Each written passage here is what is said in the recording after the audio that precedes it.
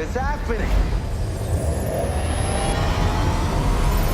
I think it'll be very fun to watch the film and try to figure out which parts are CGI and which parts are actual physical stunts. You'll be surprised. surprised. And I bet you'd get it wrong most of the time. The spaceship, right?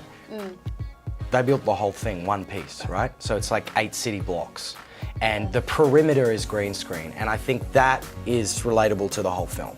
It's like they've built the set, the perimeter is green screen. I mean, Zord Alpha, you know, these are sort of exceptions, but the perimeters of these sets are green screen, and that's what you'll be seeing. That's where the CG world and what we've seen in the previs is. But even with something like the Zord, we were discussing yesterday, you know, we're looking at a 50-foot flight simulator hydraulic system. You know, the Zord is obviously going to encapsulate around that, but we're sitting in a cockpit flying around. Actually. And, you know, Becky was saying yesterday, she's gone up, down, and all around, and we were all doing those kind of things.